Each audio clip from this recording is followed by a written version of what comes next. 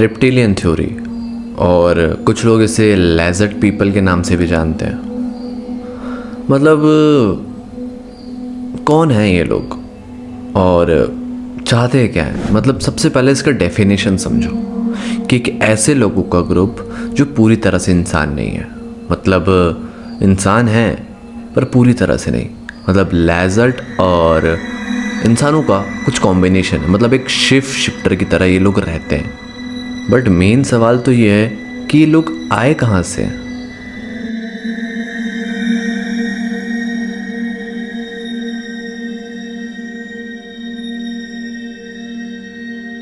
अगर आप Asian time के पुराने ग्रंथों को पढ़ोगे ना, तो उसमें रेप्टिलियंस को बहुत ज़्यादा डीपर में समझाया गया है। उसमें बताया गया है कि उनके पास कुछ ऐसी शक्तियाँ थी, ऐसी पावर्स थी कि वो खुद को इंसानों में कन्वर्ट कर सकते थे। और कुछ एशियन टाइम वालों को तो ये भी कहना था कि वो इतने ज़्यादा पावरफुल थे कि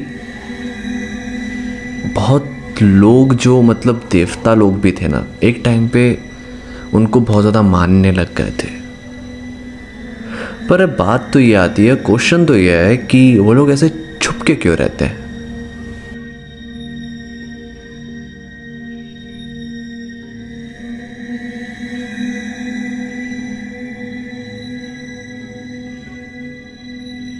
कुछ फैक्ट्स ऐसे भी कहते हैं कि वो लोग ने एशियन टाइम में राजाओं को कंट्रोल करते थे। मतलब उनको मैनिपुलेट करते थे कि वो लोग रेप्टाइल्स को प्रमोट करें।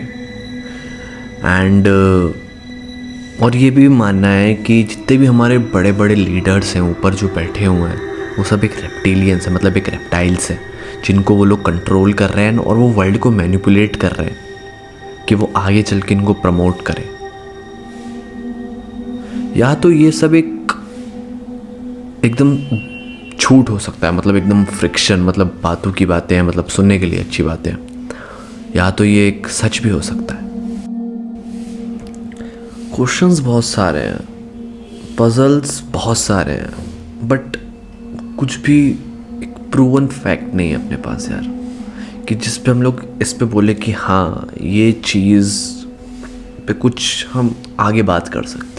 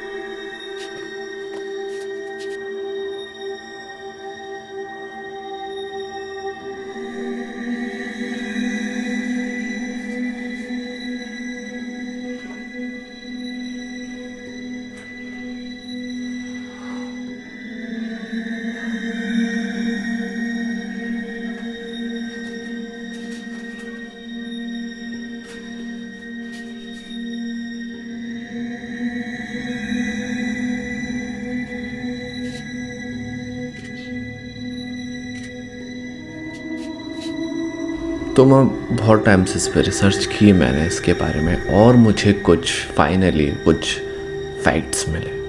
फैक्ट्स नहीं बोलूँगा उसे, कुछ क्लू मिला जिस आप की जो इस स्टोरी को कई हद तक एक सच साबित कर सकता है। तो 2008 की बात है।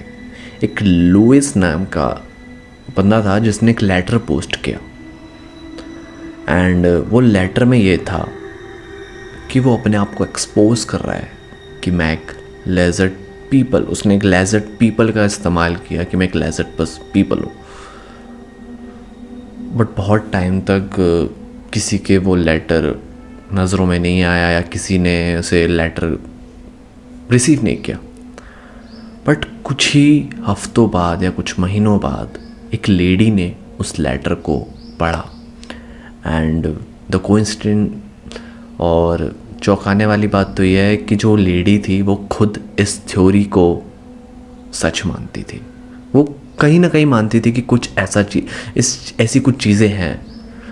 एंड जब वो लेडी ने उस लेटर को एक्सपोज किया, जब मीडियाज़ पे ये बात आई, चारों तरफ बहुत भौकाल बच गया था भाई।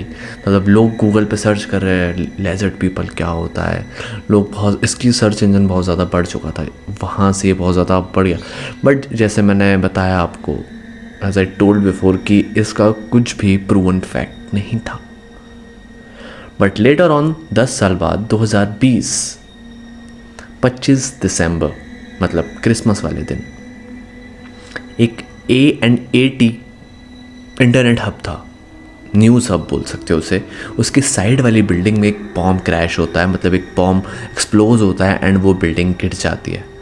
एंड वो बॉम्ब एक्सप्लोज किया था, मतलब जो किलर था एंथनी, वो खुद ही मरा, सिर्फ वो अकेला इंसान मरा।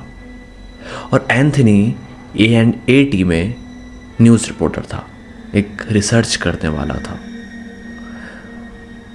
बहुत ज़्यादा अजीब था वो, बट मतलब किसी से इतना ज़्यादा बातचीत, मतलब उसके बारे में जब पूछताछ हुई तो उससे बताया कि किसी से कितना कुछ इंडल्ज नहीं था, फालतू चीज़ों पे रिसर्च करता था।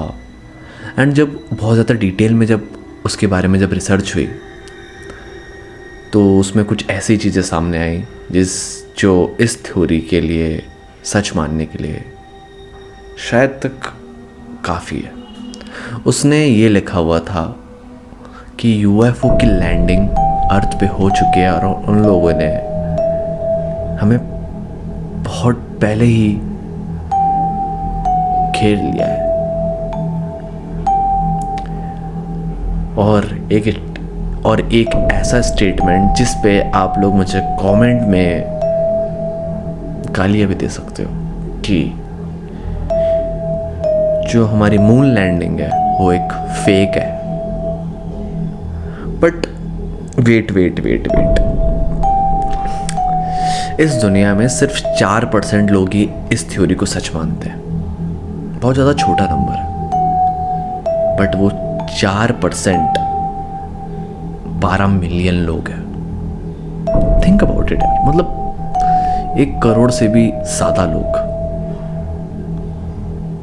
कुछ चीज़ें हैं जो इस दुनिया के परे है भाई, मतलब हम नहीं समझ सकते, या हम उसे गलत भी नहीं बोल सकते, हम उसे सच भी नहीं बोल सकते।